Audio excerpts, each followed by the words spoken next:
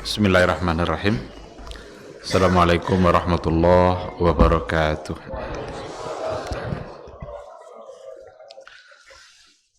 Innal hamdalillah nahmaduhu wa nasta'inuhu wa nastaghfiruh wa na'udzu billahi min shururi anfusina wa min sayyiati a'malina may yahdihillahu fala mudhillalah wa may yudlilhu fala hadiyalah.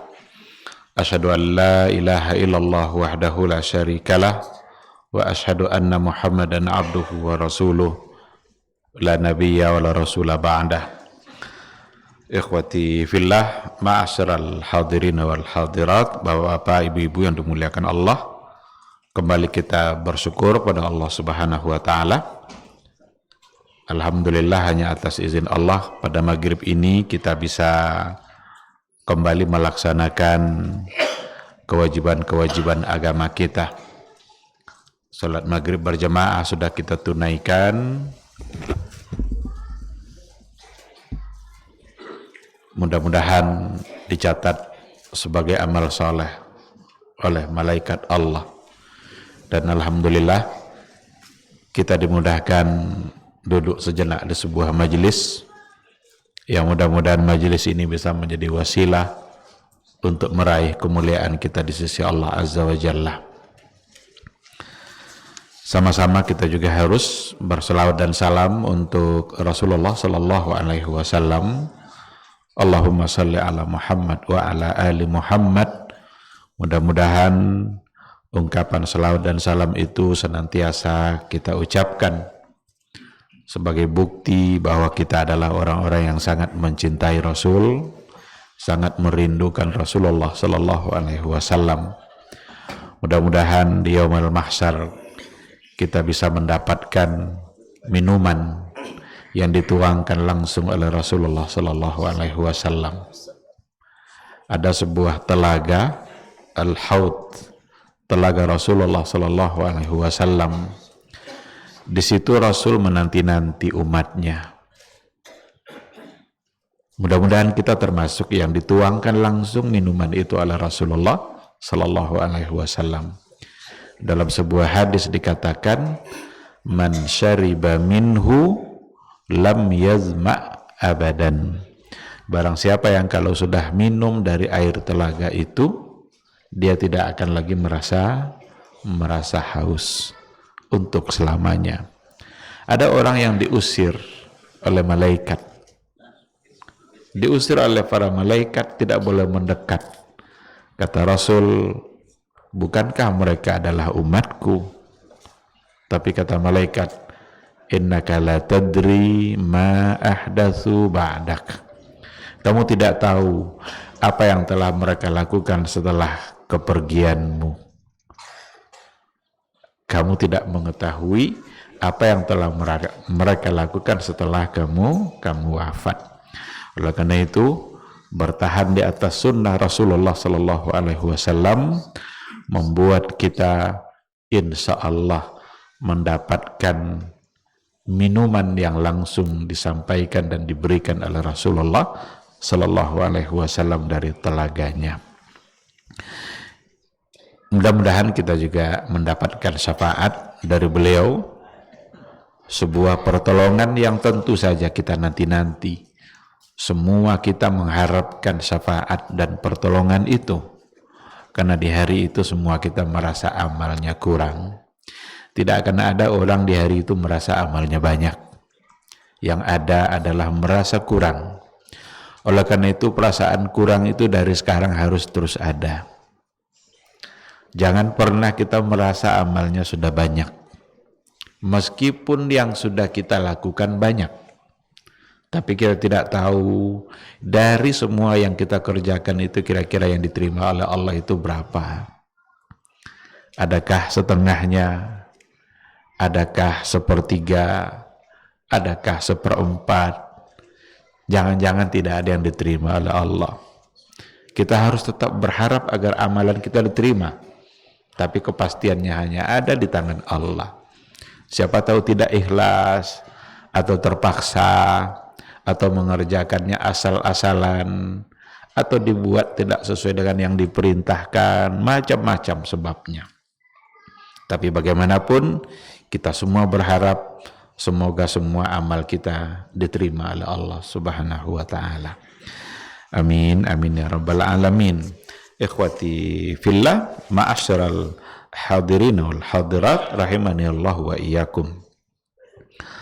Kembali pada malam hari ini kita akan melanjutkan kajian usul fikih dan kaidah-kaidahnya. Kita baru sampai pada adillatul ahkam, dalil-dalil hukum. Yang terakhir yang sudah kita bahas adalah dalil qiyas. Qiyas itu sudah kita bahas. Berarti kita sudah menyelesaikan al-adillah al-muttafaqu alaiha. Dalil-dalil yang disepakati oleh para ulama. Ternyata selain daripada dalil-dalil yang disepakati, itu ada dalil yang mukhtalaf. Ada dalil yang diperselisihkan. Kalau dikatakan dalil yang diperselisihkan, itu artinya ada di antara ulama dan bahkan dari ulama-ulama mazhab yang tidak sepakat untuk mengatakan itu sebagai sebuah sumber hukum. Apa alasannya? Tentu ada. Yang jelas, kalau dikatakan mukhtalaf, yang diperselisihkan berarti tidak disepakati. Maka akan ada di antara ulama yang mengatakan itu bukan sebagai sumber hukum. Terlepas nanti dari perbedaannya itu, apakah perbedaan yang substansial sifatnya atau perbedaan yang formalitas. Karena mungkin saja secara teori mereka menolak, tetapi dalam aplikasinya mereka menerima hukum itu, tapi mereka tidak menyebutkan dengan istilah yang sama.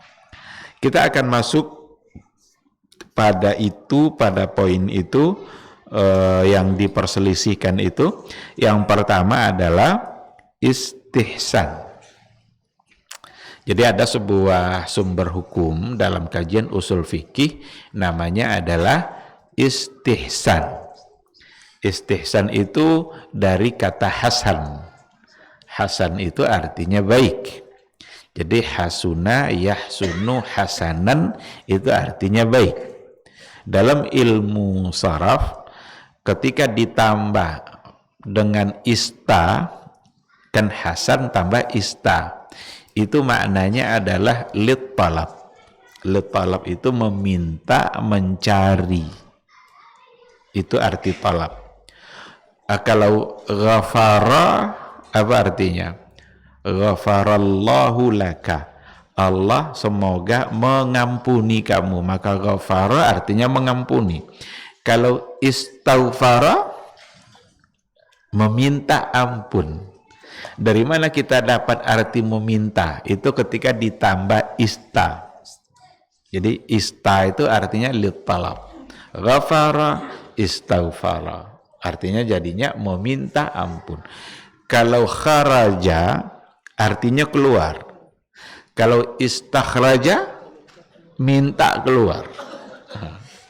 Jadi kalau kita minta seseorang untuk keluar, berarti pakai kata istakhraja. Tapi kalau kita langsung memerintahkan keluar, kharaja saja, ukhruj. Ya. Sekarang hasuna artinya baik. Kalau istahsana, meminta yang baik atau mencari yang baik. Itu secara bahasa. Karena memahami secara bahasa itu penting agar dapat oleh kita nanti titik temu terminologisnya. Karena biasanya definisi terminologi itu ada al-qasimul mustarak istilahnya. Ada titik temunya nanti dengan makna lugawi. Oleh karena itu, istahsana yastahsinu istihsanan secara bahasa dapat diartikan mencari mana yang baik secara bahasa. Tapi kalau seandainya kita bawa nanti kepada definisi terminologinya, ada memang beberapa perbedaan di kalangan para ulama usul dalam mendefinisikan istihsan. Ada yang mengatakan bahwa istihsan itu meninggalkan hukum yang berasal dari qiyas jali, ditinggalkan hukum itu, pindah kepada hukum yang disandarkan kepada qiyas khafi. Kenapa ditinggalkan yang jali itu, yang jelas itu, malah pindah kepada yang kurang jelas? Karena dianggap itu yang dianggap lebih baik. Ada pula yang memaknainya bahwa istihsan itu meninggalkan hukum kulli, pindah kepada hukum juz'i. Hukum kulli pindah kepada hukum juz'i. Liwajihin huwa aqwa, karena itu yang dianggap lebih kuat. Ada lagi mengedepankan salah satu dari dua dalil yang lebih kuat. Pokoknya ada beberapa redaksi yang berbeda di kalangan para ulama, tapi intinya satu. Walaupun para ulama memberikan berbagai definisi untuk istihsan, tapi sebenarnya intinya sama, mengacu kepada satu hal, bahwa istihsan itu meninggalkan hukum pertama yang seharusnya itu hukumnya, tapi ditinggalkan itu pindah kepada hukum yang kedua. Kenapa pindah kepada hukum yang kedua? Karena dianggap hukum yang kedua itu lebih baik dan lebih tepat untuk diterapkan. Nanti melalui contoh tentu akan lebih lebih bisa kita pahami. Al-akhdhu bi aqwad dalilain. Ada lagi yang mengatakan seperti itu. Mengambil mana dalil yang lebih kuat. Berarti kalau dikatakan mana dalil yang lebih kuat, istihsan itu berarti harus berdasarkan kepada dalil. Karena ini nanti sebagai hujah untuk membantah, karena Imam Syafi'i dia adalah seorang ulama besar yang menolak istihsan sebagai sumber hukum. Yang menolak Imam Syafi'i. Jumhurul ulama, imam mazhab yang lain setuju untuk menjadikan istihsan itu sebagai sumber hukum. Tapi Imam Syafi'i menolak. Penolakan Imam Syafi'i terhadap istihsan sebagai sumber hukum itu sesungguhnya adalah kehati-hatian beliau dalam menjaga syariat ini. Karena itu pintu untuk mempermainkan syariat. Menurut Imam Syafi'i, istihsan itu at-talazzuz bisyariah. At-talazzuz bisyariah itu artinya adalah enak-enakan dalam bersyariat. Masa asal ini dianggap baik, lalu itu yang dipakai?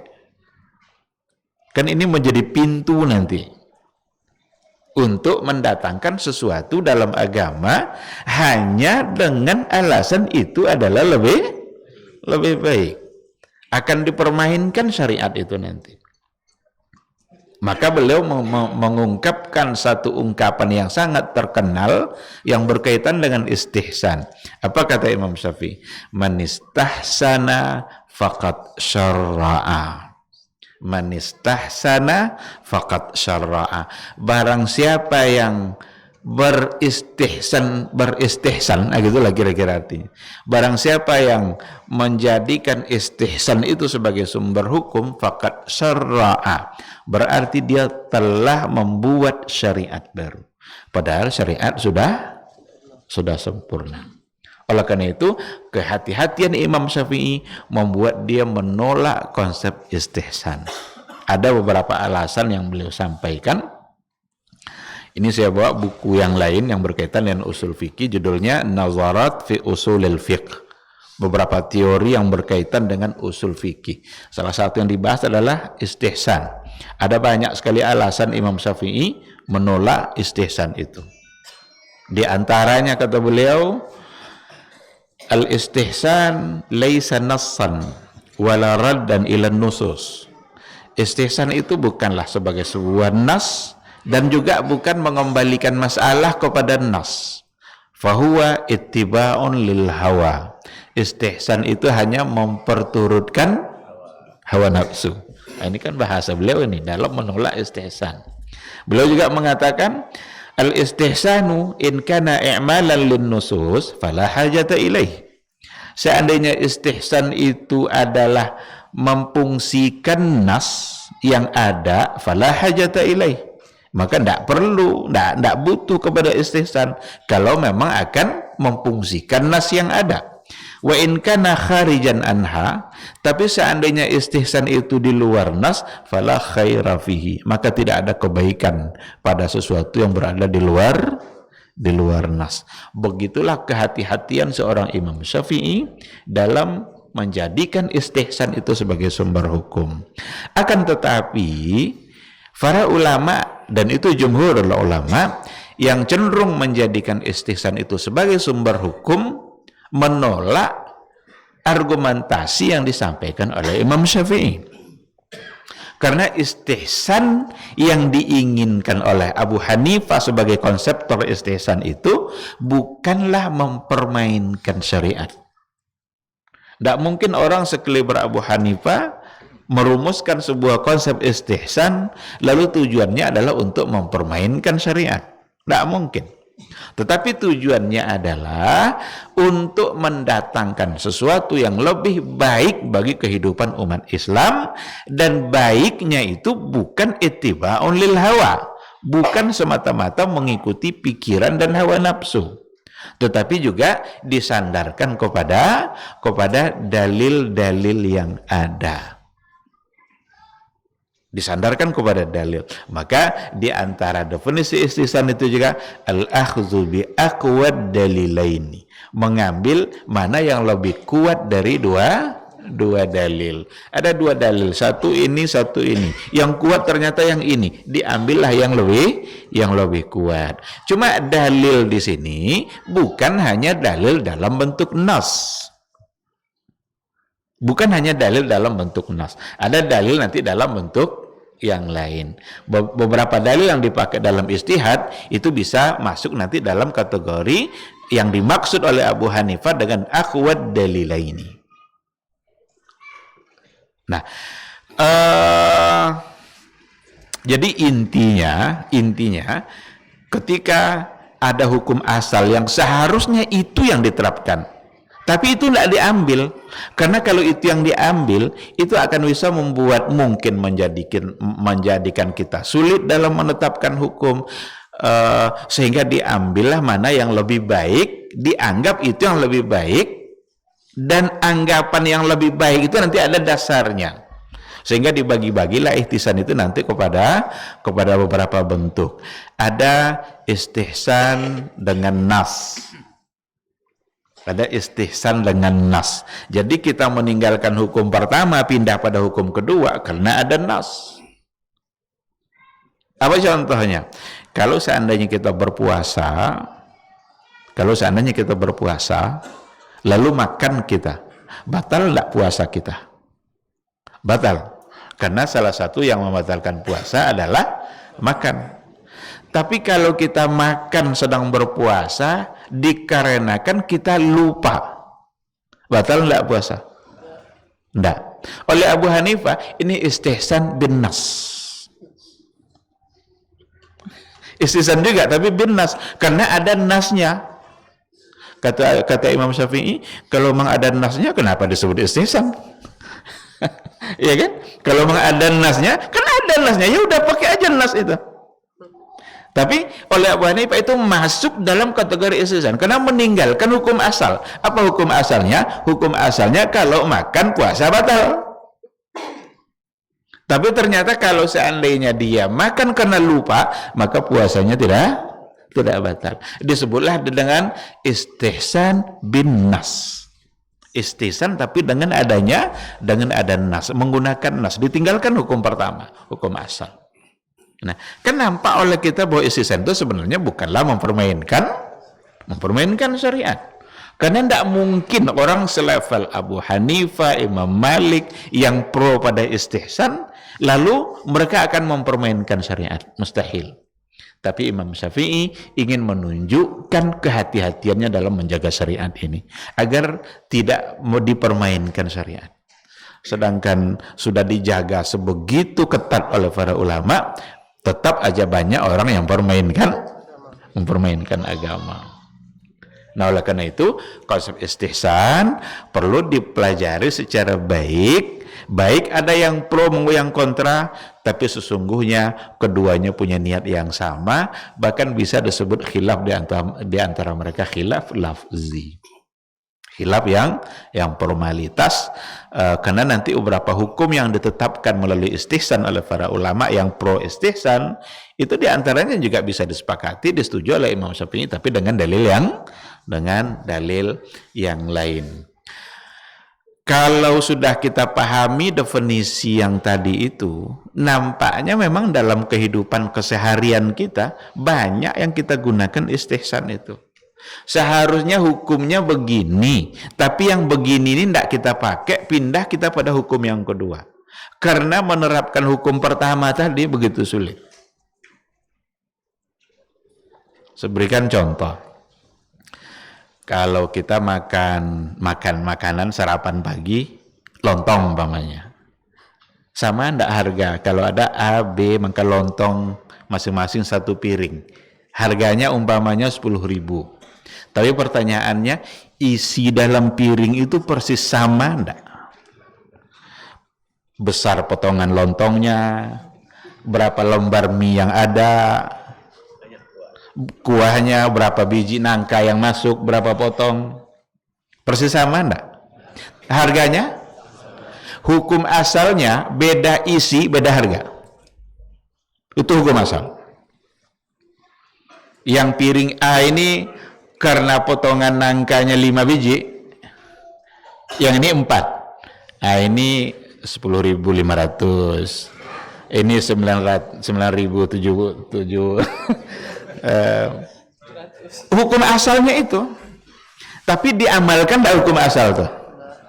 Betapa sulitnya nanti tukang jual lontong mengukur-ngukur potongan lontongnya itu dalam menetapkan harga. Diambillah satu hukum asal, maka lontong di situ sepiring 10.000. Kadang kalau sudah bagian akhir-akhir sekali kita datang ke situ, udah hampir habis. Mungkin yang kita dapatkan tidak lagi sama seperti, tapi harganya sama. Menetapkan harga yang sama untuk barang yang berbeda, sesungguhnya itu istihsan itu.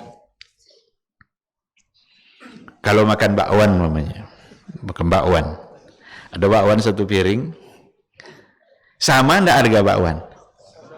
Tapi persis sama enggak? Yang dihargai 1.000 tadi itu,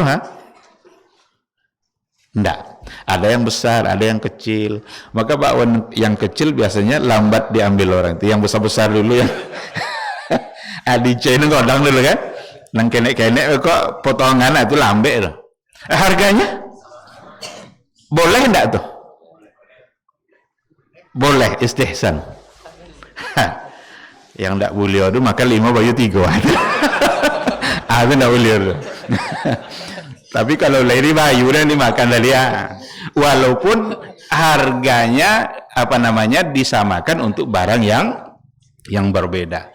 Maka kalau kita lihat makanan-makanan, produk-produk yang makanan anak-anak itu kan lengkap itu, komposisinya, berapa mili isinya, itu sangat islami itu. Berarti isinya sama. Sangat sesuai dengan yang diinginkan oleh Islam, karena kita membeli hal yang sama. Kalau kita beli aqua 600 ml umpamanya, setiap aqua botol itu isinya pasti, maka harganya sama. Itu sangat Islami sekali, karena kita membeli sesuatu yang sama dengan harga yang sama. Ini bukan tidak Islami yang tadi itu, maka perlu istihsan.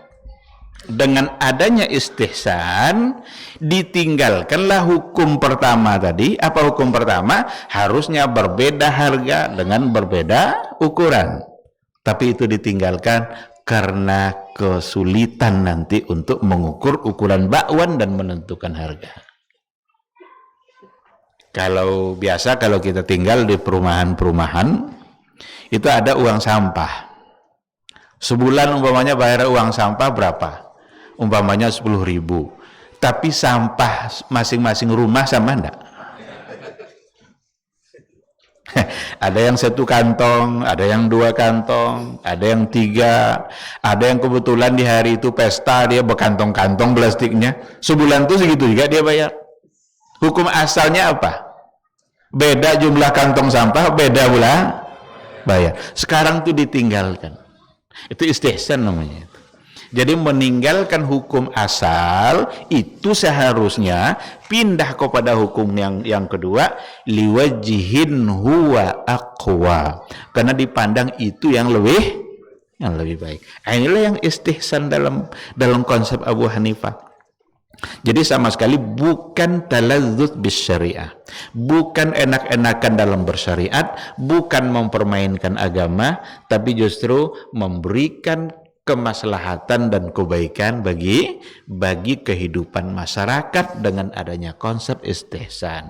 Kalau ada nanti istihsan yang disalahgunakan lalu dibuat-buatlah hal-hal yang baru dianggap itu baik, maka berarti istihsannya menyimpang. Istihsannya pasti akan dianggap salah.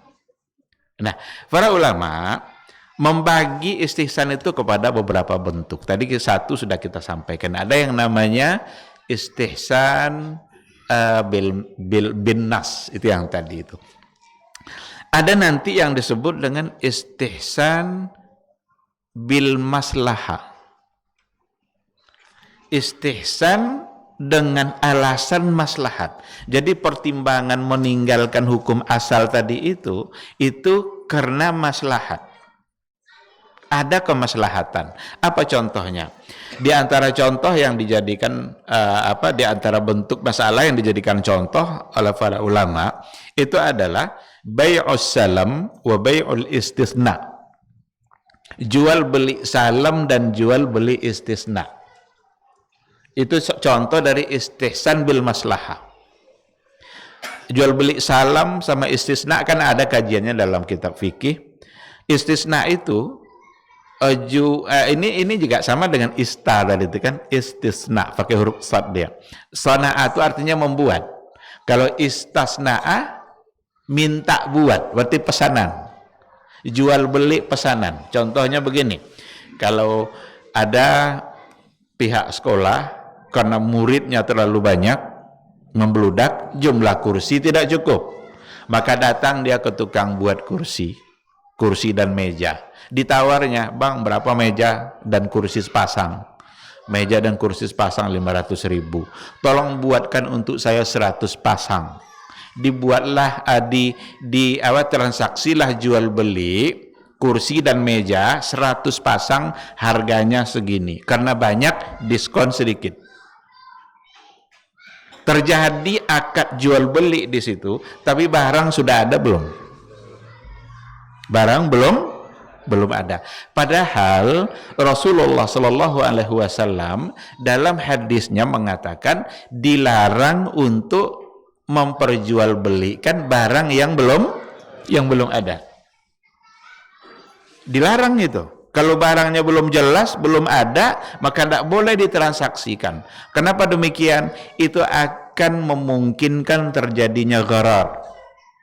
Naha Rasulullah sallallahu alaihi wasallam an bai'il gharar. Rasul melarang praktek jual beli yang di situ ada tipu-tipuannya, ada yang tidak jelas. Naha Rasulullah sallallahu alaihi wasallam an bai'is thimari qabla budui salahiha. Rasul melarang untuk memperjualbelikan buah-buahan yang masih bunga atau putik. Belum nampak dia jadi buah. Ada orang punya mangga, lebat bunganya, diperjualbelikan bunga itu seharga buah. Tidak boleh. Kenapa? Karena kata Rasul, siapa yang menjamin bunga itu atau putik itu akan benar-benar menjadi buah? Siapa tahu berguguran semua nanti bunganya. Sementara uang sudah diambil. Atau jangan-jangan dijual murah, ternyata buahnya nanti lebat sekali. Di satu pihak ini yang rugi, di satu keadaan ini pula yang dirugikan. Islam tidak menginginkan ada di antara kita yang mengalami kerugian. Begitulah Islam itu hadir untuk menghilangkan kerugian di tengah-tengah masyarakat. Maka tidak boleh. Tapi kenapa jual beli istisna boleh? Istihsan itu dengan menggunakan istihsan. Berarti hukum asalnya memperjualbelikan meja dan kursi tadi nggak boleh karena meja dan kursinya belum ada. Kan baru dipesan kan? Belum ada tuh. Kita mau lemari, bang berapa harga lemari bang? 3 juta katanya. Tolong buatkan saya ukurannya segini. 2x3, warnanya coklat, jumlah raknya segini, depannya kaca. Dibuat semua kriterianya itu. Oh kalau gitu harganya 5 juta. Deal itu transaksinya, akadnya, tapi barang belum ada. Berarti melanggar hukum asal?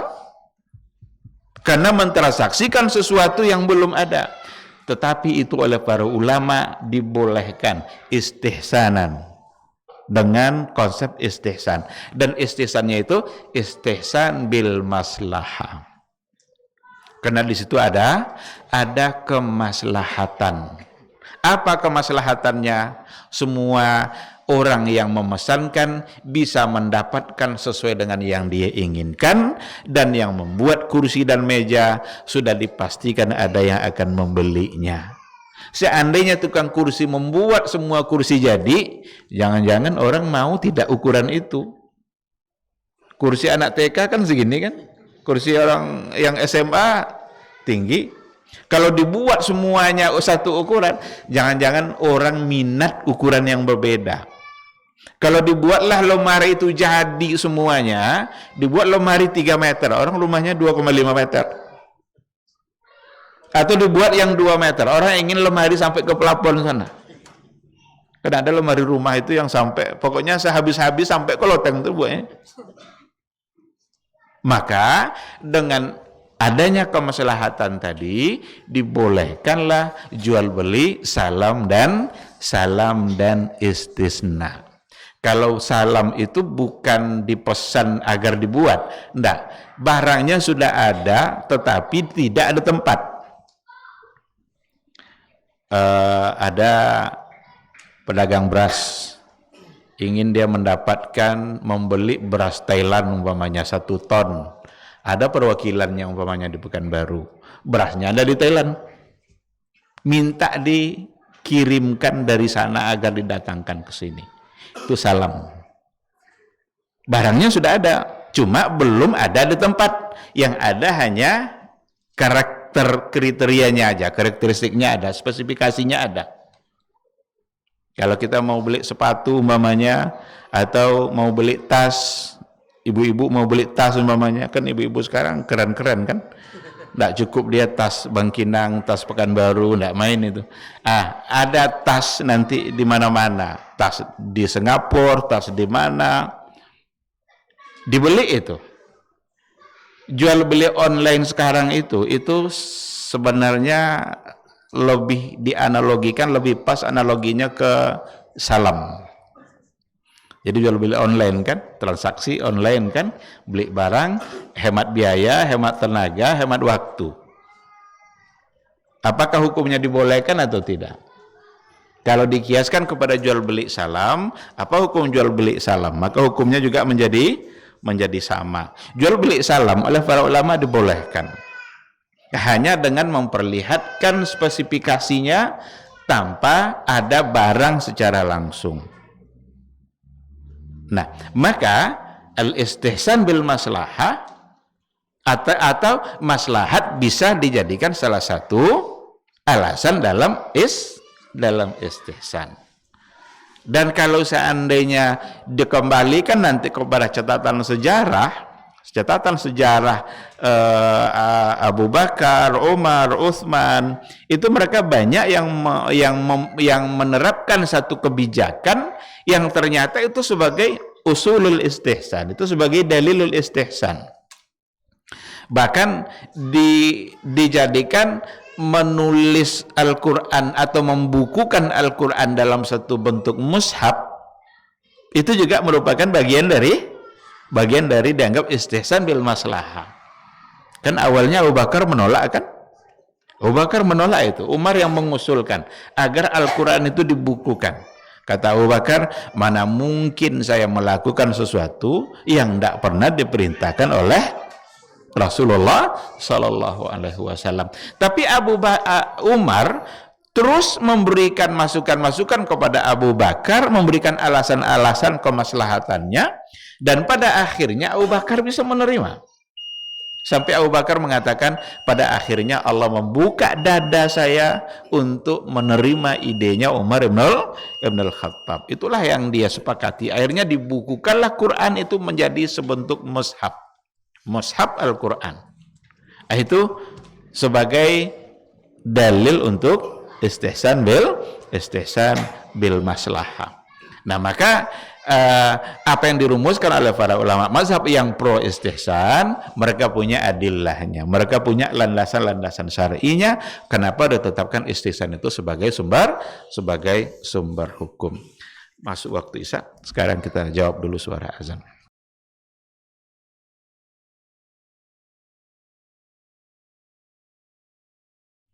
Ketahuilah bahwa ketika kita mengikuti sebuah majelis ilmu, itu sesungguhnya Allah sedang memberikan kepada kita sekian banyak fadilah dan keutamaannya. Karena sungguh sangat mulia orang-orang yang berada di majelis ilmu. Orang-orang yang berada di majelis ilmu adalah orang-orang yang akan dimudahkan baginya jalan menuju surga Allah. Dalam hadis dikatakan oleh Rasulullah sallallahu alaihi wasallam, "Man salaka tariqan yaltamisu fihi ilman, sahalallahu lahu tariqan ilal jannah." Barang siapa yang menempuh satu jalan di mana tujuannya adalah untuk mendapatkan ilmu, maka Allah akan mudahkan baginya jalan menuju surga. Surga itu perlu iman, dan mendapatkan surga itu perlu ilmu. Maka di majelis ilmu lah kita bisa menumbuhkan iman kita, dan di majelis ilmu lah kita bisa mendapatkan ilmu pengetahuan. Maka sering-seringlah menghadiri majelis yang bisa menambah iman kita dan juga bisa menambah ilmu, agar surga Allah itu benar-benar semakin dekat dengan kita bersama.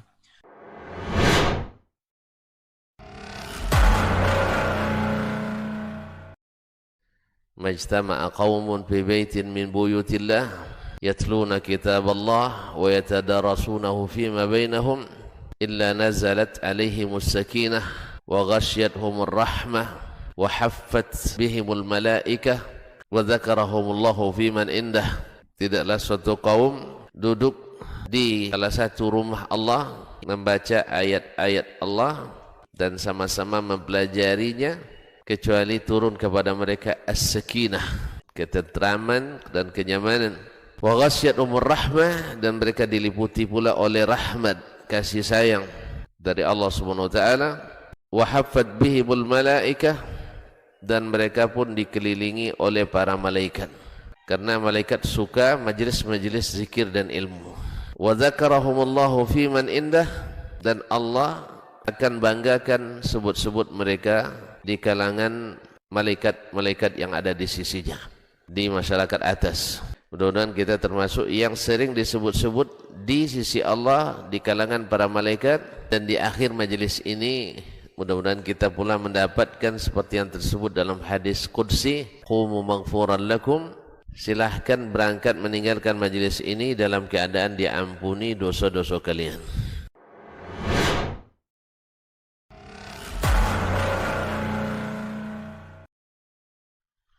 Orang yang keluar dari rumahnya menuju rumah Allah untuk menuntut ilmu syar'i, maka sungguh dia sedang berjalan di jalan ilmu, dan itu akan memudahkannya untuk menuju surga Allah Subhanahu wa taala. Man salaka tariqan yatlubu fihi ilman, salakallahu bihi tariqan min turuqil jannah. Barang siapa yang menempuh sebuah jalan, jalan yang ditempuhnya adalah jalan menuntut ilmu, maka Allah akan mudahkan jalannya untuk menuju surga Allah Subhanahu wa taala. Orang yang berangkat ke masjid untuk menuntut ilmu syar'i dianggap sebagai jihad fi sabilillah. Nabi alaihi salatu wassalam bersabda, "Man dakhala masjidana hadza," barang siapa yang memasuki masjid kami ini, yakni Masjid Nabawi, liyata'allama khairan, untuk belajar atau mempelajari kebaikan, au yu'allimuhu, atau dia mengajarkan kebaikan, kal mujahidi fi sabilillah, adalah seperti orang yang berjihad di jalan Allah. Mudah-mudahan kehadiran kita di rumah Allah yang mulia ini, tujuan kita hanya satu, untuk mencari ridha Allah tabaraka wa ta'ala. Mudah-mudahan ilmu yang kita pelajari, ilmu yang memberikan keberkahan, yang menerangkan jalan kita dan senantiasa menjaga kita di jalan Allah subhanahu wa ta'ala.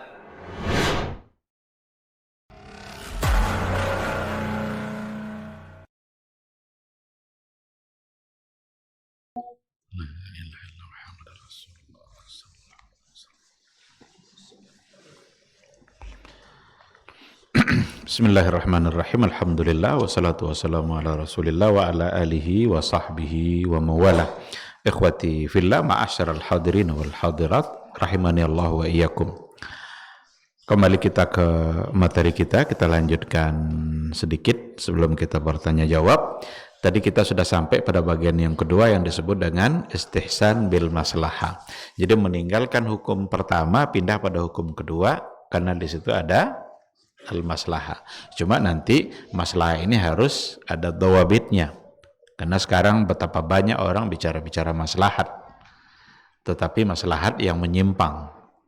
Karena kalau diberikan kebebasan bicara maslahat tanpa dawabit, yang akan terjadi justru adalah kekacauan dalam agama. Maka harus tetap sesuai dengan koridornya dan ada sesuatu yang benar-benar bisa dijadikan sandaran dan alasan agar tidak menyimpang.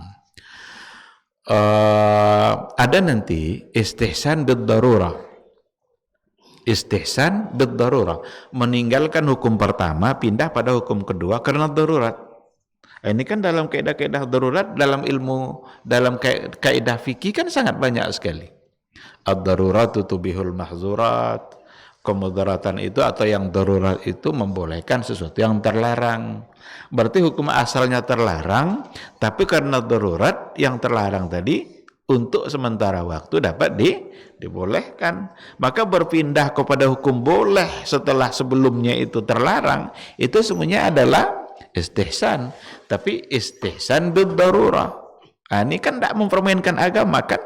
Benar-benar ada alasan dan kondisi di mana Al-Quran mendukung untuk mengambil itu. Famanitturra ghaira bagin wala adin fala isma alaih.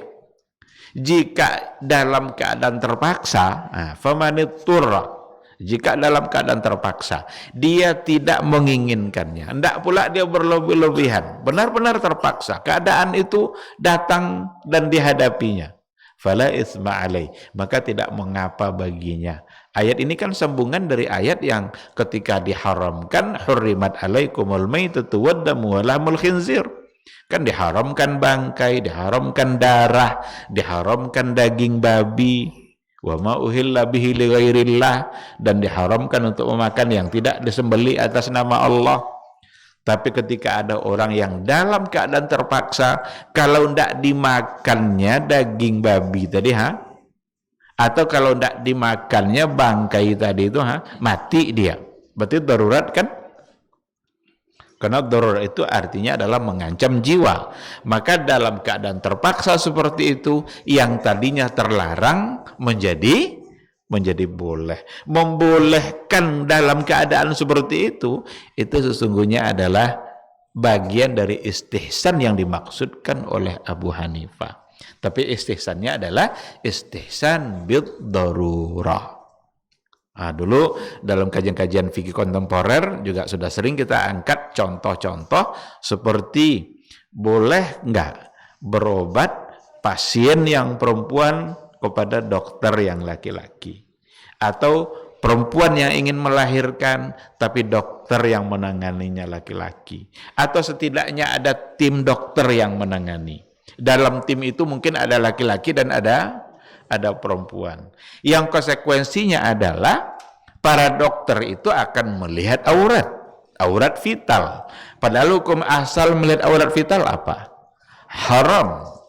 Tapi dalam kondisi seperti itu, dia menjadi dibolehkan istihsanan lid darurah. Istihsan disebabkan oleh keadaan darurat. Itu namanya istihsan bil darurah. Ada lagi istihsan bil ijma'. Istihsan bil ijma', diambil hukum kedua tadi, ditinggalkan hukum pertama karena memang disepakati oleh para ulama seperti itu. Salah satu dari contoh yang bisa kita baca dalam buku-buku usul fikih itu mirip-mirip dengan keadaan yang tadi kita contohkan itu, yang ada dalam buku usul fikih, seperti bayaran yang diberikan kepada pemandian umum. Ada istilahnya hammamat, ada hammam. Hammam itu tempat pemandian umum. Di Arab itu walaupun di rumah mereka ada tempat mandi juga, tetapi mereka setidaknya kalau di Maroko, setidaknya sekali seminggu mereka mesti ke hammam. Mesti ke hammam. Berapa mereka bayar? Sama. 8 atau 10 dirham. Tapi pertanyaannya, apakah air yang mereka gunakan jumlahnya sama? Si A mandi, masuk ke hammam, keluar nanti bayar 10 dirham. Si B mandi, keluar bayar 10 dirham. Pertanyaannya, samakah air yang digunakan oleh yang berdua tadi? Enggak. Kalau diharuskan sama, kan tidak mungkin pula diintip-intip oleh penjaga hammam yang mandi tadi, udah berapa ember nih? Berapa ember nih? Untuk menentukan bayaran. Enggak. Asal keluar, asal mandi situ bayar. Dan bayarnya sama. Itu menjadi salah satu dari contoh istihsan bil ijma'. Disepakati seperti itu. Tidak ada yang membantah kalau bayarnya harus sama. Yang ijma' itu kan setidaknya tidak didengar ada orang yang membantah. Dan bahkan ada istihsan bil urf. Istihsan bil urf. Salah satu dari contoh istihsan bil urf itu adalah memberikan upah kepada kepada ibu yang menyusukan anaknya. Jadi kan dari dulu kan kalau di Arab apalagi itu anak kadang diserahkan kepada ibu susuan untuk diberikan susu dan boleh diberikan upah. Upah itu kan dalam bab fikih kan ijarah itu ya. Tapi pernahkah kita tahu kualitas ASI yang dimiliki oleh seorang ibu? Berarti kita mengijarahkan sesuatu yang nggak jelas. Apa yang dia makan, kualitas apa yang didapat oleh anak yang diberikan susu oleh seorang ibu. Apakah ASINya baik atau tidak baik, berkualitas atau tidak berkualitas. Tapi yang jelas secara hukum itu dibolehkan untuk memberikan upah. Nah, jadi istihsan itu merupakan satu dari sumber hukum, hanya saja sumber hukum yang tidak disepakati. Jadi intinya istihsan itu meninggalkan hukum asal, hukum pertama, pindah kepada hukum yang kedua, dan ada kata kunci, liwajhin huwa aqwa, karena dianggap itu yang lebih kuat atau itu yang lebih baik. Kalau kita coba lihat, bahkan dari Imam Syafi'i sendiri yang tadi menolak istihsan, bahkan Imam Syafi'i itu menulis sebuah buku judulnya Ibtalul Istihsan. Ibtalul Istihsan, menolak istihsan, membatalkan istihsan. Tetapi dikatakan di sini oleh penulis buku beberapa bentuk ijtihad yang sesungguhnya substansinya adalah istihsan yang datang dari Imam Syafi'i. Diberikan contoh oleh beliau, waqad qala Syafi'i rahimahullahu taala bil istihsan bihadzal ma'na fi katsirin minal masail. Jadi ada istihsan yang oleh Imam Syafi'i dalam ijtihadnya dia terapkan. substansi dari istihsan tadi. Jadi dia tolak karena taladzuz bisyariah, tetapi ada bentuk-bentuk istihsan dalam ijtihadnya yang dia sendiri menyebutnya sebagai ihsan. Apa di antara contoh? Salah satunya adalah annahu istahsana an takunal mut'atu 30 dirhaman. Jadi Imam Syafi'i itu menganggap sebagai sebuah istihsan untuk memberikan mut'ah itu 30 dirham. Mut'ah itu bukan, jangan dipahami mut'ah di sini mut'ah seperti orang Syiah. Mut'ah orang Syiah kan kawin kontrak, nikah pakai batas waktu, nikah setahun, 2 tahun, sebulan, seminggu, itu diharamkan oleh Nabi. Karena Rasul mengatakan saya mengharamkannya ila yaumil qiyamah, sampai hari kiamat. Walaupun pernah dulu ketika Ma'rakatu Khaybar, dalam perang Khaybar, itu dibolehkan oleh Nabi sebentar untuk melakukan mut'ah, tapi dinasah hukum itu. Orang-orang Syiah menerima hukum boleh tapi tidak menerima hukum nasah. Hukum dihapuskan kembali. Nah, mut'ah di sini maksudnya adalah itu sesuatu yang diberikan oleh seorang suami ketika dia menceraikan istrinya. Maka ada namanya mut'ah. Mut'ah dalam masa iddah itu. Dia menceraikan itu, dia memberikan sesuatu. Nah, kata Imam Syafi'i, atau dalam istilahnya Imam Syafi'i, istahsana an takunal mut'atu 30 dirhaman. Dia memandang baik bahwa mut'ah itu sebaiknya diberikan sejumlah 30 dirham. Minimal segitu.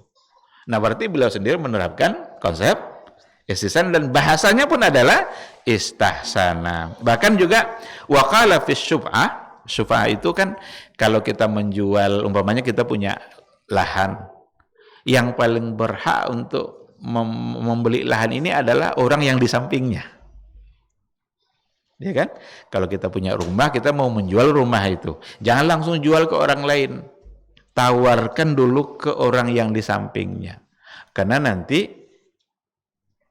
siapa tahu dia menginginkan itu. Atau siapa tahu dia tidak menginginkan bertetangga dengan orang lain yang dia tidak kenal.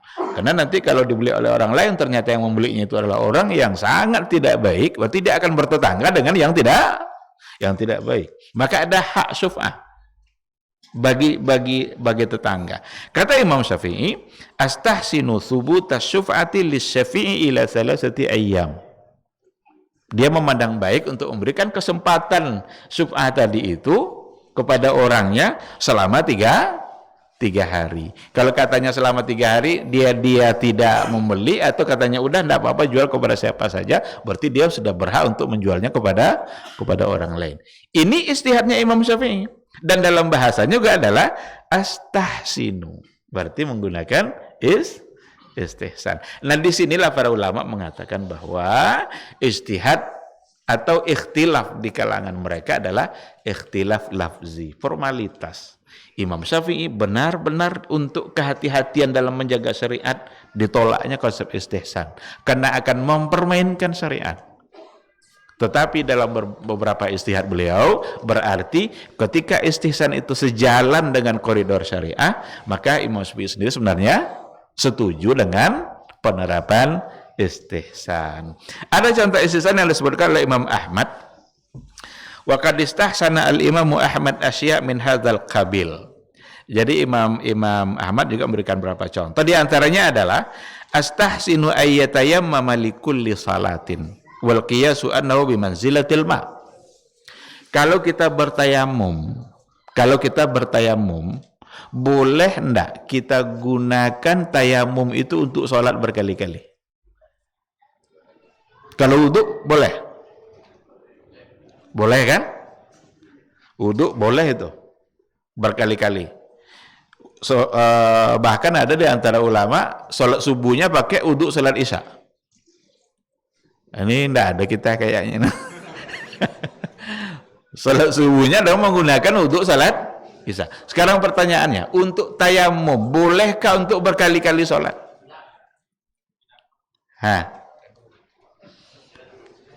Apa yang menyebabkan dia tidak boleh? Bukankah dia dalam keadaan suci dan belum batal tayamumnya? Dan yang membatalkan tayamum sama juga dan yang membatalkan wudhu kan. Sekarang kalau tayamumnya tidak batal, dia sholat maghrib tadi pakai tayamum, tidak batal wudhunya sampai sholat isya, boleh tidak dia sholat isya pakai tayamum yang tadi?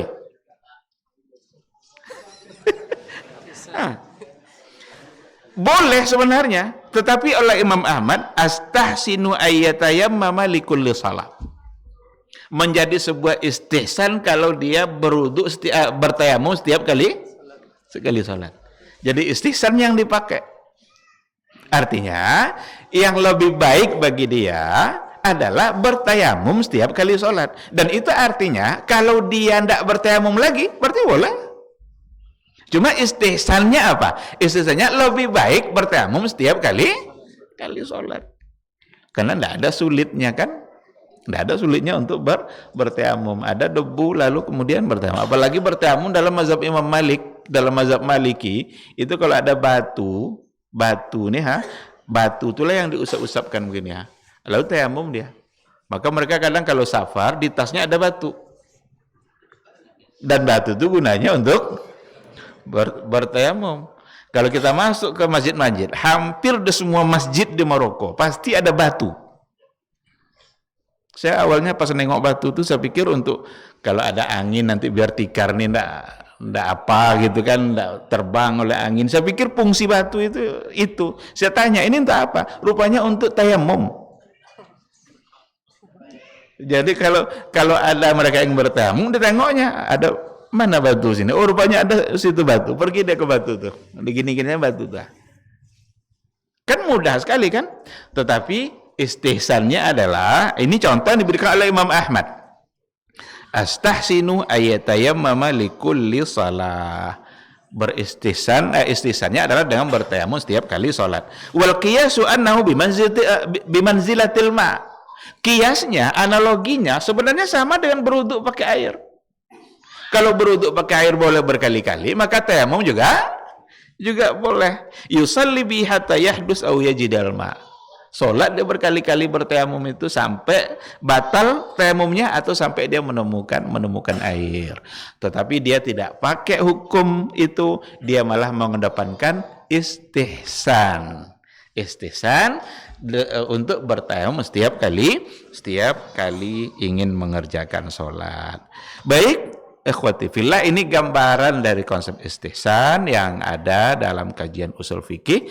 Ya, barangkali tidak pula semua pembahasan yang sudah tersampaikan, tapi setidaknya poin-poin penting dalam masalah istihsan itu sudah kita sampaikan seperti yang tadi sudah kita jelaskan. Maka disinilah nampak oleh kita mukhtalafnya itu, berbedanya kan antara jumhur ulama dengan Imam Syafi'i. Tetapi Imam Syafi'i sendiri ternyata menggunakan kata istihsan dalam istihadnya, sementara dia secara teori menolak karena kehati-hatiannya untuk menjaga syariat ini. Mungkin ini yang bisa kita sampaikan pada kesempatan kali ini. Seandainya ada yang mungkin sebelum kita sholat, kalau ada yang mau dipertanyakan, dipersilahkan. Silakan.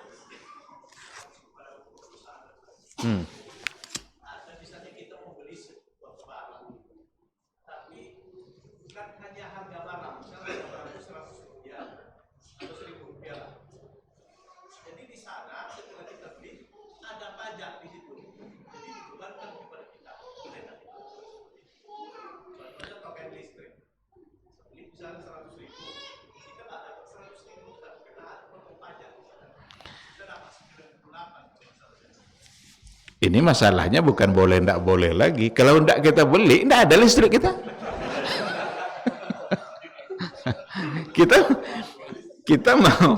kita mau lari kemana gitu kan? Kalau ndak kita mau ikut itu, ya udah pakai lampu minyak itu aja karena selagi kita menggunakan itu, kita akan mengikuti hal-hal yang seperti itu. Ada hal-hal yang kita tidak bisa tolak dalam kehidupan keseharian kita. kalau kita baca umpamanya seperti persoalan asuransi kan dibagi-bagi itu oleh para ulama kan. Asuransi yang sifatnya komersial, tijari, itu cenderung para ulama untuk mengatakan tidak boleh karena ada untung ruginya. Ada asuransi ta'awuni, takafuli yang dibolehkan karena tidak merugikan, itu saling menguntungkan. Tetapi kalau kita beli mobil umpamanya, mobil yang baru, otomatis itu akan ada asuransi. Kalau nggak usah beli mobil baru, beli aja yang second terus. Tapi kan orang pengen yang baru kan. Jadi ada hal-hal yang kita tidak bisa menghindar. Maka hal-hal yang seperti itu ya banyak-banyaklah beristighfar. Memohon ampun kepada Allah Subhanahu wa taala karena bukan karena keinginan kita, tapi kita yang tidak bisa menghindar. Harga 100 tapi yang kita dapat cuma entah 98 atau 90, kita enggak tahu, tapi yang jelas tidak 100. Maka di situ ada semacam bentuk pajaknya. Ini kalau bicara pajak lain lagi kan, ada lagi persoalannya dalam kajian fikih dan pendapat para ulama gitu kan.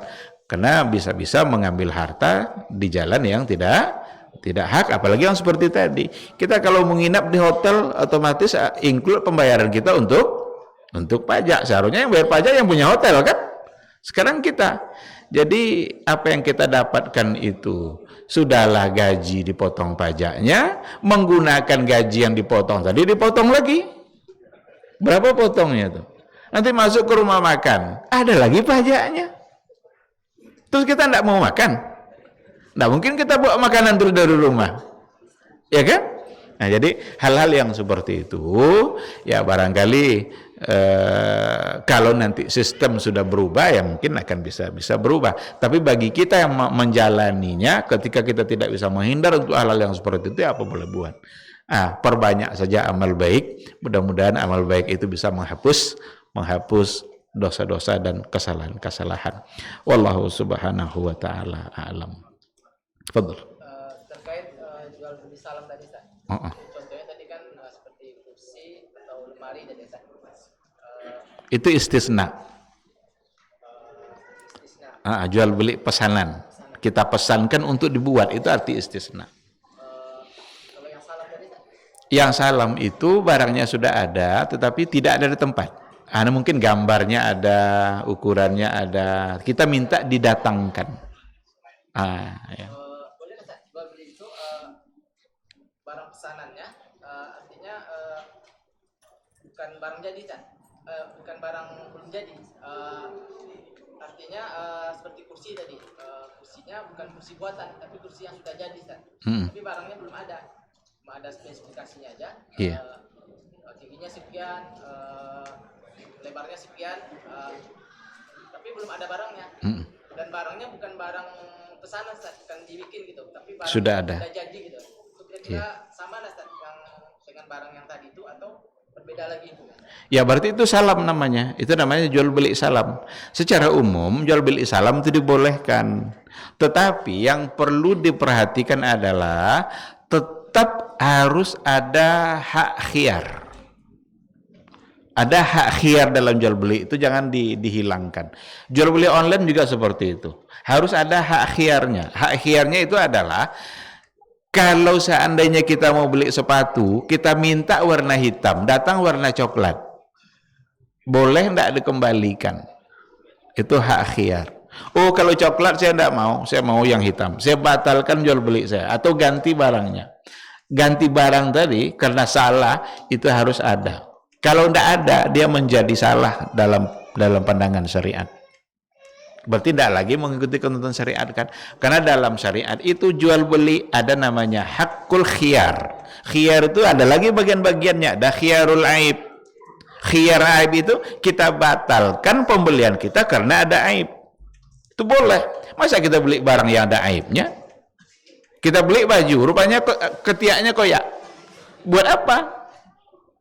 Berarti kita kembalikan atau diganti. Itu khiyar aib. Dan harus ada. Asalkan aib itu, jadi ada syaratnya. Aib itu kita tidak punya andil untuk mendatangkan aib itu. Artinya bukan dari kita. Kalau kita beli laptop umpamanya, sampai rumah jatuh laptop tuh, pecah, itu enggak aib itu. Itu kita yang menyebabkan aib itu. Jadi aib itu ada tanpa andil kita. Itu kan? Itu hak khiyar namanya. Ada lagi khiyar syarat, ada lagi khiyar majelis. Al-bai'ani bil khiyari ma lam yatafarraqa. Dua orang yang bertransaksi jual beli itu dibolehkan untuk menentukan khiyarnya ma lam yatafarraqa, sebelum dia berpisah dari majelisnya. Boleh kita batalkan. Kita mau beli lemari, udah deal nih. Udah deal jual beli kita. Kita masih dalam majelis itu. Tiba-tiba kita dapat telepon, mungkin ada sesuatu yang terjadi, ada musibah, dan kita perlu duit, dan duit hanya duit itu. Maaf Pak, enggak jadi saya beli, saya perlu duit. Boleh itu. Malam yatafarraqa, sebelum dia berpisah. Kalau udah berpisah, enggak lagi. Udah sampai pula di rumah, datang lagi ke penjual. Enggak jadi wali dabangnya. Anak sakit perlu duit, enggak bisa lah. Tapi malam yatafarraqa, sebelum dia berusaha, itu khiyar namanya. Jadi yang tadi itu jual beli salam namanya, dan agama secara umum itu membolehkan, tetapi tetap dengan adanya hak khiyar. Sehingga kalau terjadi sesuatu yang tidak diinginkan pada barang, atau kita beli sepatu minta nomor 38 datang 42, mau diapain sepatu nomor 42? Siapa yang mau pakai? Tentu ada hak khiyar, kita minta itu diganti. Kalau tidak ada gantinya, minta untuk dibatalkan, berarti dibatalkan, itu hak khiyar namanya. Jadi masih bingung Ustaz, saya belum bisa membedakan mana yang jual beli salam, mana yang jual beli Istisna. bukan Ustaz, jual beli salam, mana jual beli yang kita tidak memiliki barangnya. Artinya kita jual beli dulu tapi barangnya belum ada gitu Ustaz. Kan ada larangan jual beli yang barangnya belum ada gitu. Nah, itulah hukum asalnya. Sebenarnya itu hukum asalnya. Nah, Rasulullah sallallahu alaihi wasallam an bai'il ma'dum atau an bai'il gharar, karena akan memungkinkan terjadinya gharar. Seperti buah yang masih putik tadi itu akan ada gharar nanti, karena kita tidak bisa menjamin apakah bunga itu akan benar-benar jadi buah atau tidak. Jadi kita duduk-duduk di pinggir sungai nih, ada serombongan ikan lewat. Kata kawan kita, bilang sama kawan kita, kamu mau enggak beli ikan toko saya tangkap sekarang juga. Iya, enggak apa-apa katanya, 5.000 sekilo. Padahal ikan belum deh. Siapa yang menjamin ikan itu berhasil ditangkap? Tidak ada kan? Tapi kalau tadi kita minta datangkan kursi, ini gambarnya, kursinya ada di Yogyakarta mungkin, dan itu berbeda. Karena ini lebih real. Kalau yang tadi itu tidak real dia. Bahkan ada kemungkinan kita tidak bisa mendapatkannya. Itulah sebenarnya yang membedakan. Dan itu juga alasan ulama membolehkan. Hanya karena barang yang tidak ada di tempat. Wallahu a'lam. Silakan, saudara.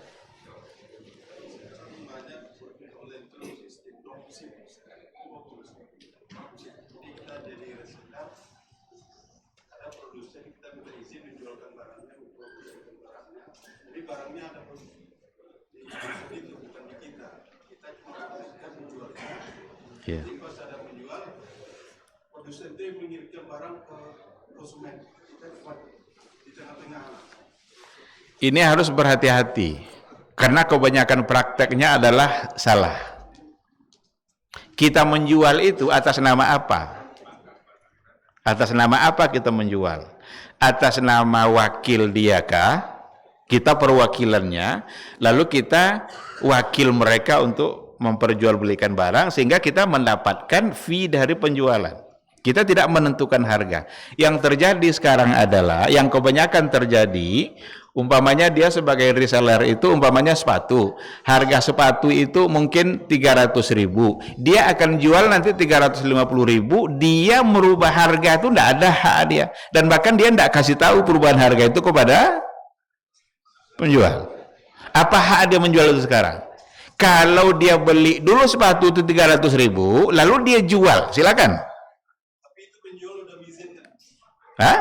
Penjual udah mengizinkan. Jadi saya menjadi reseller, nanti penjual harga sepatu buat 30.000. Nanti penjual mengizinkan saya jual 350.000. Sekali lagi, yang harus didudukkan itu kedudukan bapak sebagai penjual apa?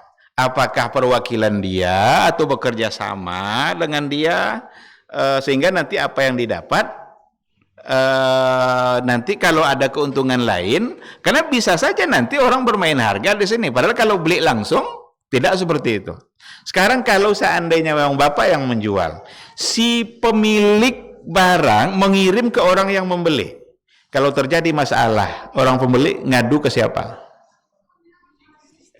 Ke siapa kira-kira? Ke bapakkah atau ke pemilik ini? Iya kan? Mau tidak mereka menerima aduan-aduan seperti itu? Klaim-klaim seperti itu? Di sini nanti masalahnya. Jadi dudukkan betul. Kita kalau ingin berusaha, jangan semata-mata mengejar besarnya keuntungan yang didapat. Yang perlu diperhatikan halal dan keberkahan yang didapat. Karena orang sekarang tanpa modal dia bisa mendapatkan untung yang luar biasa. Tapi seandainya terjadi masalah, sekarang barang yang dikirim tidak sesuai dengan yang diinginkan. Siapa yang akan bertanggung jawab? Bisa tidak dia ngadu ke bapak sebagai penjual? Tidak bisa kan? Yang jual tadi siapa? Nah, itu dia. Tapi kalau bapak sebagai wakil dia, bapak melaporkan ke dia. Ya kan? Bisa melaporkan pihak-pihak yang punya barang. Karena ada masalah, laporkan, tolong diganti barang ini, karena bapak wakilnya. Tapi kalau enggak, disinilah nanti persoalan itu akan muncul. Dan agama sekali lagi menghindarkan kita untuk terjadi dan terjatuh kepada berbagai macam masalah-masalah dalam kehidupan. Karena untuk itulah syariat itu datang. Wallahu a'lam.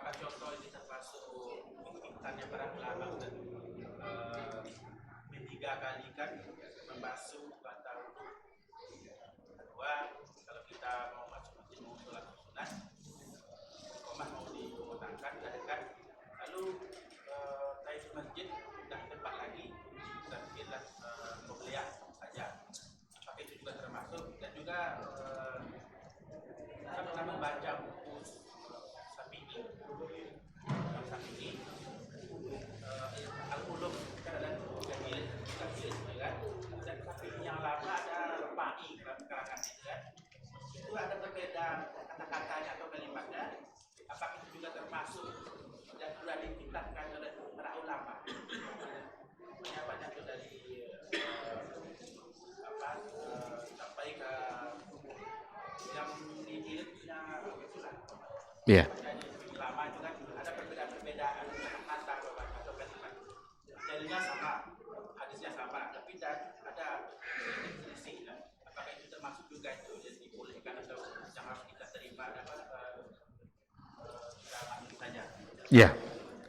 Baik, menigakalikan basuhan itu sebagai sunnah. At-taslis, sunnah. Itu menigakalikan membasuh pada saat kita berwudu.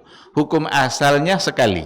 Jadi kalau seandainya kita basuh sekali dan sudah basah semuanya, itu secara hukum sudah sah wudu kita. Tapi kalau belum basah semuanya berarti belum. Harus basuh yang kedua.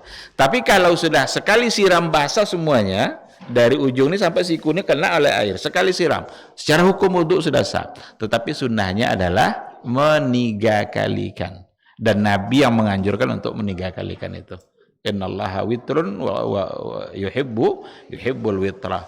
Dan banyak hal-hal yang disuruh oleh Nabi dalam bentuk tiga kali. Maka mengamalkan basuhan untuk kita 3 kali sesungguhnya kita mengikuti sunnah Rasulullah sallallahu alaihi wasallam. Kemudian terkait dengan masuk, lalu kita tidak sempat lagi tahiyatul masjid, tapi kita cukupkan dengan qabliyah saja. Sebenarnya kalau kita sudah qabliyah, itu sudah terlaksana oleh kita hadis Nabi yang tadi.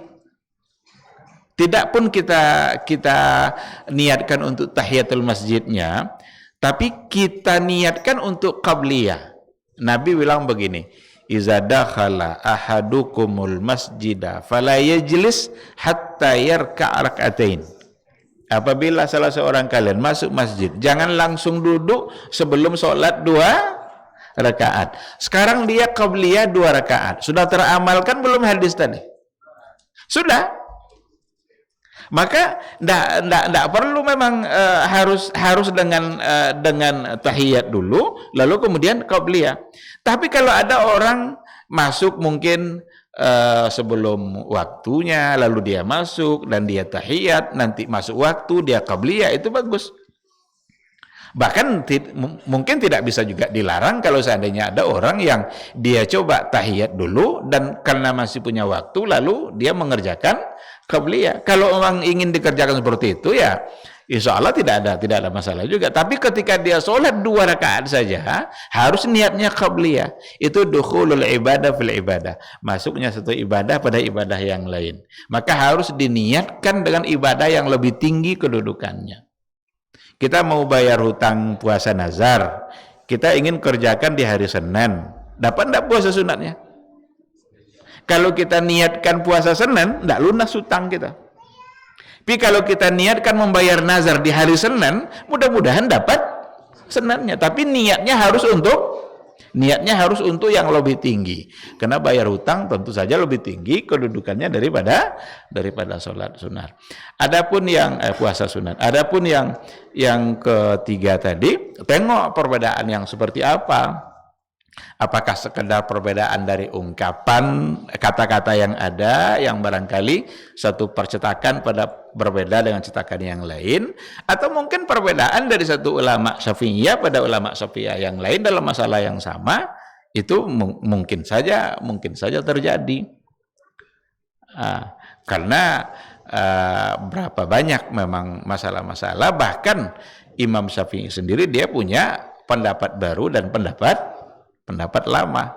Itu dari satu orang saja bisa terjadi perbedaan hukum setelah perjalanan waktu, apalagi antara pengikut Imam Syafi'i. Maka banyak yang dirumuskan atau diistiharkan oleh pengikut Imam Syafi'i yang berbeda dengan Imam Syafi'i sendiri, itu sesuatu yang sangat wajar asalkan mereka berdasarkan kepada dalil-dalil yang ada. Oh, ini dalam bahasa Indonesia. Oh, kalau dalam bahasa Indonesia ya kadang-kadang bahasa kita ini ada yang menggunakan bahasa orang tua lama dulu kadang kan. Kalau kita baca buku Buya Hamka, itu kita akan temukan berbagai bahasa yang kadang-kadang bisa juga kita ketawa membacanya itu. Dari rangkaian kata yang beliau tulis. Yang mungkin kalau dia tulis hari ini mungkin tidak menggunakan bahasa seperti itu. Tapi ketika maknanya sudah jauh berbeda, ya jangan pakai yang jauh berbeda tadi. Kalau sembahyang itu bahasa kita dulu, bahasa orang tua kita sembahyang. Alah sembahyang yongnya. Sembahyang lah nya bagaimana kan? Bahkan ndak lo alah mayang lo gitu. Aduh di sebagian tempat kan mana Pak mayang lo nya. Itu kan bahasa-bahasa yang barangkali itu yang dipakai saat itu. Tapi kalau sembahyang yang itu kan dewa itu. Berarti sembah dewa. Jangan pakai itu. Berarti pakai saja kata salat. Karena salat ya selain kita selamat dari berbagai makna, ya dan itu bahasa syar'i kan, salat. Dan kalau bisa semuanya pakai bahasa itu. Kita bilang puasa kan, ngapa enggak bilang saum? Saum kan, siam kan. Tapi itu sudah menjadi bahasa kita. Itulah bahasa kita. Nah, oleh karena itu, kalau sekedar bahasa yang tidak menyebabkan substansi yang berbeda, ya saya kira tidak masalah. Tapi kalau ada yang menyebabkan perbedaan, maka sebaiknya tidak dipakai dan tidak digunakan. Tinggalkan saja, walaupun itu menjadi bahasa orang-orang tua dulu, tidak apa-apa. Seperti Tuhan atau Rabb. Karena Tuhan itu tidak bisa mewakili kata Rabb sebenarnya. Rabb itu sangat luas artinya kan. Al-Khaliq, Al-Mudabbir, Ar-Razik, itu dari kata Rabb. Rabbah itu juga makna yang sangat luas. Coba ketika kita doakan orang tua kita, kita doakan orang tua kita, Allahumma ighfir li dzunubi wa li walidayya warhamhuma kama rabbayani shaghir. Apa arti rabbayani? Sebagaimana dia rabbayani shaghir. Itu rabbah itu luar biasa itu. Maka Muhammad bin Abdul Wahhab dalam kitab Al-Usulus Salasa itu kan dia menyampaikan idza qila laka man rabbuka faqul rabbi Allah allazi rabbani wa rabba jami'al alamin. Digunakan kata rabbah.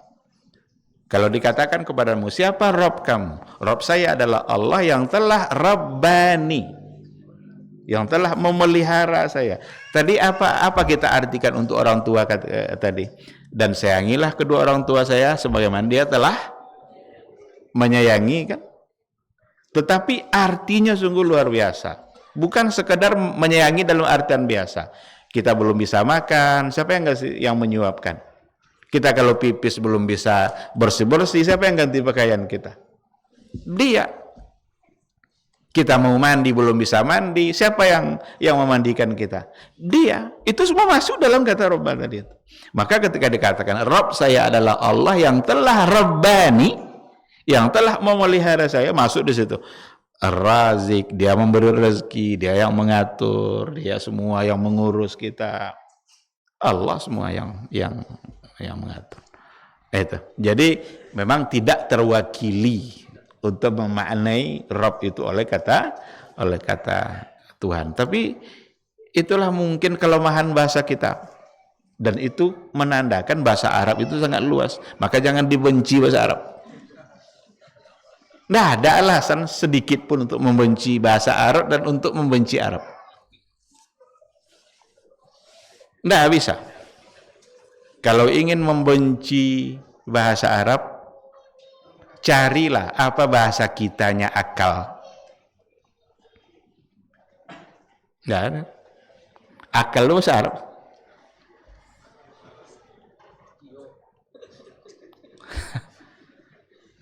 Lihat kan?